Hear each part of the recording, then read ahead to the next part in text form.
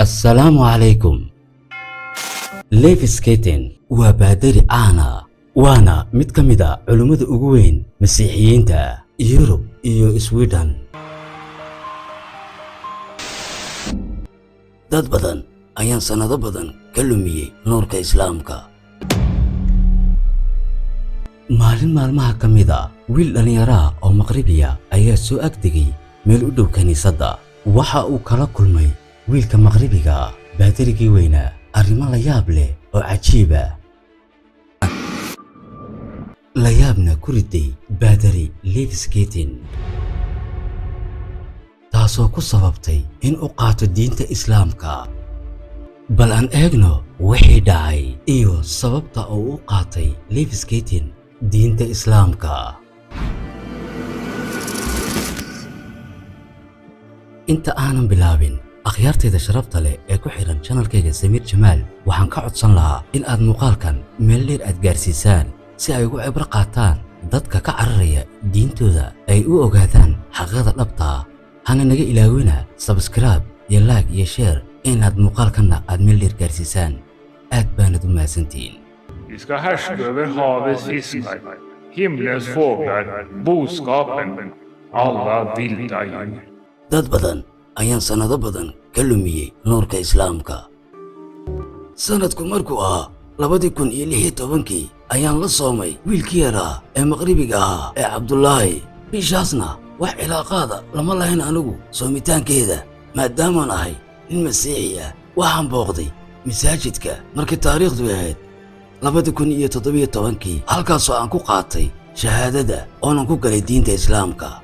8 Sebtembar 2020 waxa ay ka yaabisay xaafadda Sweden dhammaan reer Yurub oo dhan markii uu soo daayay kanaalka STV ee laga leeyahay dalka Sweden filim documentary magaciisana la yiraahdo Confession. waxaana filimka alifay baadarigan Leif Skeetin. waqtigaasna da'diisu waxay ahayd 75 jir. muddo 30 sano oo uu shaqaynayay kiniisadda waxa uu go'aansaday in uu iskaga tago diinta Kiristaanka una qaato diinta Islaamka. waxa uu dhashay Leif Skeetin taariikhdu markay ahayd 1947 waxaana ku dhashay magaalada la yiraahdo Oslo oo ah caasimadda dalka Norway. bilowgii horena waxa uu ahaa mid ku xanaaneeya kiniisadda carruurta yaryar. muddo badan oo sidaa ku hayay kadib wuxuu gaadhay da'dii waayeelnimo, waxaanu ahaa mid bara carruurta dhaqamada diinta Masiixiga iyo kutubtooda. markaana uu ka soo saaray kuwa u adeega kiniisadda. muddo kadib waa uu ka tegay baadarigii waddankii Norway waxaanu tegay waddanka Sweden markay taariikhdu ahayd 1984. waxaana kiniisad halkaa ku taala ahaa baadari ilaa 1986. kadib waxa uu soo wareegay kiniisad weyn halkaasoo hogaamiye ka ahaa. kadib muddo markuu ka ahaa kiniisaddaas hogaamiye waxa uu bilaabay inuu ilaaliyo dadka soo tahriibay si uu u bedelo caqiidadooda kana dhigo kuwa qaata diinta Masiixiga. sanado badan ayuu qaxoontiyaasha halkaa ku hayay waxna siinayay muhaajiriintaas oo badankoodu u badnaayeen kuwa ka soo jeeda dalal Islaam ah. waxaana jiray macallin bara luuqadda Swedenka.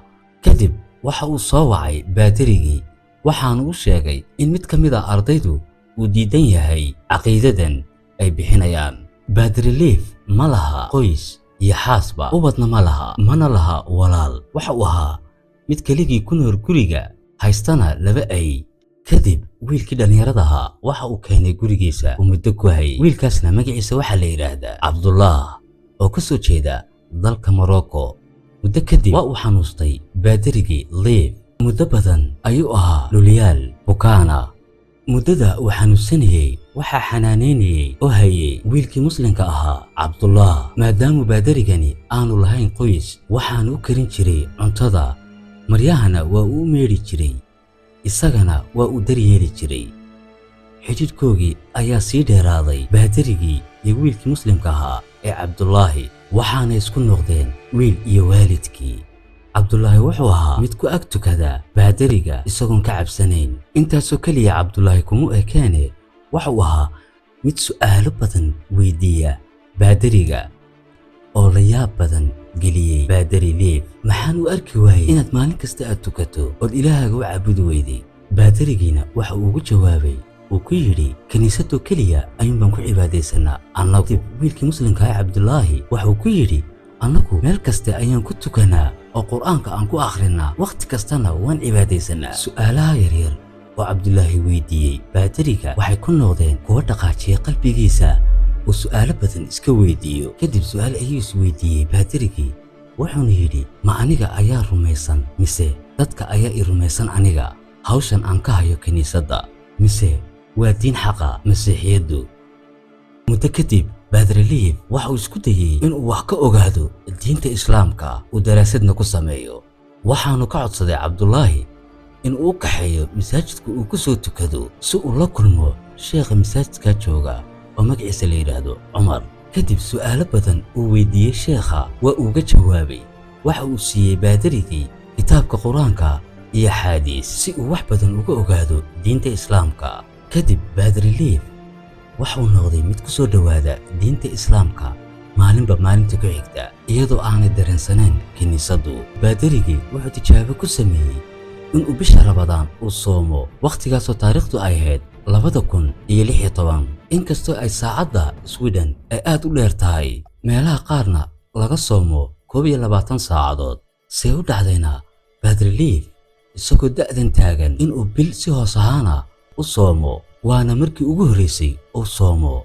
2016 ayaan la soomay Cabdullaahi, waayo wax xidhiidha lamaan lahayn anigu bisha Ramadaan maadaama nahay nin masiixi ah oo ay bishan na khusayso dadka muslimiinta ah.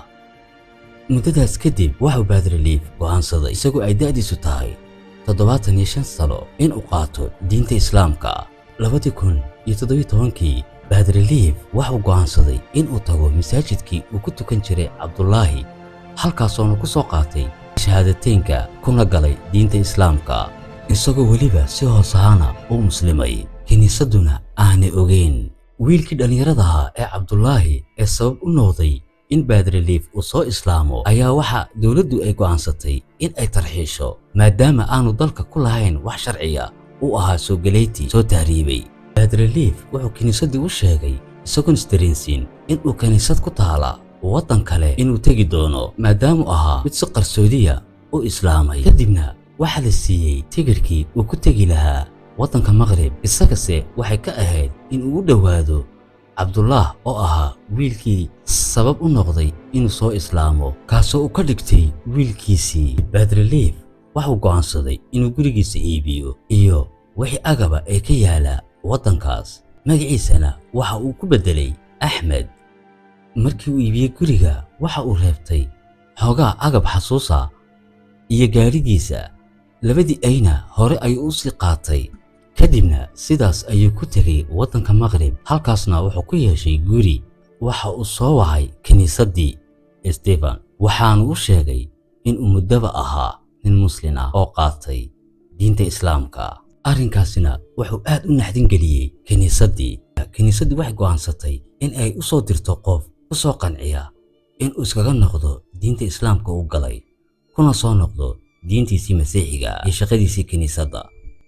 haweenadan ayay u soo direen kadib markii ay timid waddanka Maqrib oo ay soo raadisay gurigiisii, sidaana ay ku heshay. waxay la kulantay arrin la yaab leh, waxayna aragtay Steve oo isbedelay oo noqday qof mu'min ah oo haysta diinta islaamka. kadib isaguna waxa uu sheegay inuu yahay nin muslim ah. waxay ku tiri Ilaaha Ciisana halkee aad kaga tagtay, miyaanad aaminsanayn? waxa uu sheegay inuu Ciise aaminsan yahay